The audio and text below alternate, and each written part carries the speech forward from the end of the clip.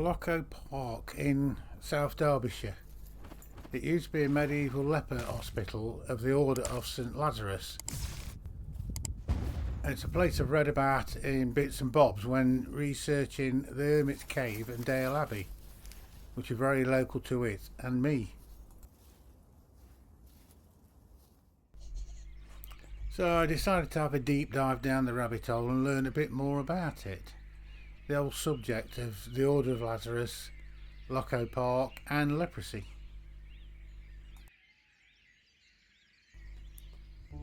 So Locko Park is privately owned and it's an 18th century house in between villages of Stanley and Opbrook in the borough of Erewash in Derbyshire.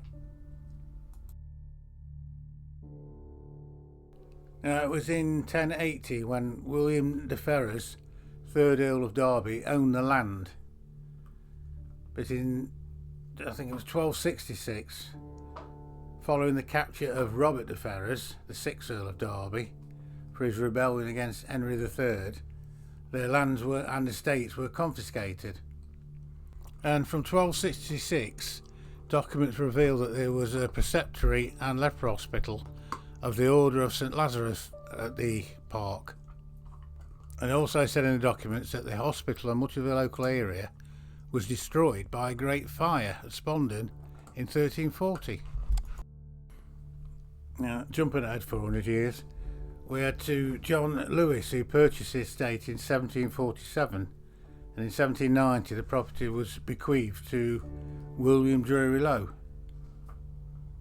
who incidentally in 1792 employed William Ems, who was responsible for the gardens at Cole Abbey and Kedleston Hall.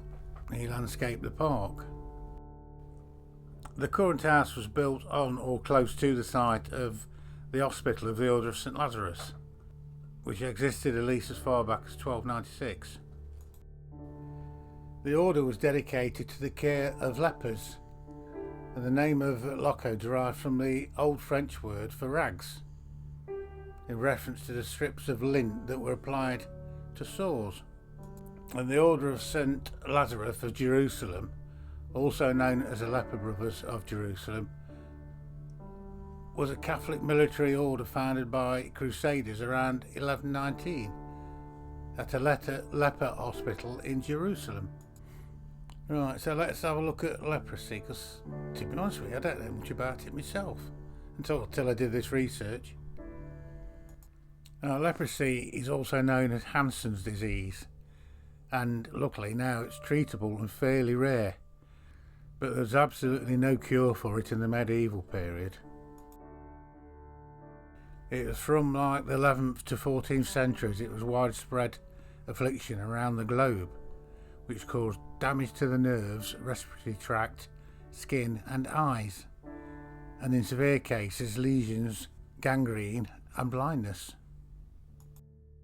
And the nerve damage often resulted in a lack of ability to feel pain, potentially leading to the loss of parts of the person's extremities, arms and legs sort of thing, from repeated injuries or infection. You usually think of the medieval lepers being expelled from society and brutally imprisoned away from the people, but it's a bit of a misconception. Many of the medieval churches, some still remain, had lepers' squints or lepers' windows, a small window or opening through which lepers could view the surface from a distance. Now, the treatment for those suffering from leprosy in England was quite complex, very varied, and could be deeply sympathetic. And before the Black Death devastated Europe and heightened fears of infection, leprosy sufferers received care and accommodation from the church and local communities. Now, leper colonies here about were more like retreats for those with leprosy, and were not poor or wholly isolated from society. It was about the 4th century when it started appearing in England, and it was spread by droplets from the nose or mouth. It was 11th century when it became widespread, and over 300 leper colonies popped up in England. Very similar to monasteries, they were usually more rural, giving sufferers a certain freedom. Some had strict rules restricting their inhabitants' routines and keeping them to celibacy. And in the Middle Ages it was often viewed as a divine punishment for sin, known as a living death, and they were regarded as already being dead.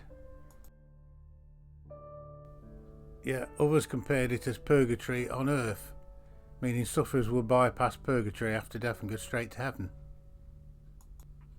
Some believed that those suffering with leprosy were closer to God. And there is some evidence that by the 14th century, leper colonies had started to be populated by those not suffering from it. And this could be due to misdiagnosis, but may have been because leprosariums were thought to be healthy places to call home, particularly how poor and destitute they were in them days.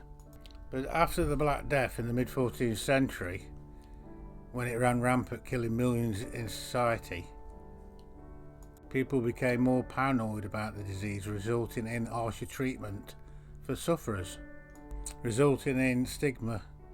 Leprosy sufferers were forced into stricter isolation and subject to social restrictions, sometimes abuse.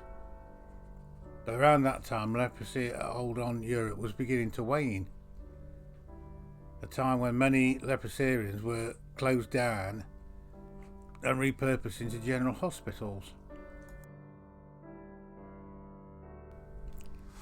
Now, the name Spittle can be found in many towns in England and derives from the Middle English spittle and the medieval Latin for hospital. There are many areas named Spittles in Britain, and most make up an area of a large town or city, giving clues as where the original medieval hospital area was found.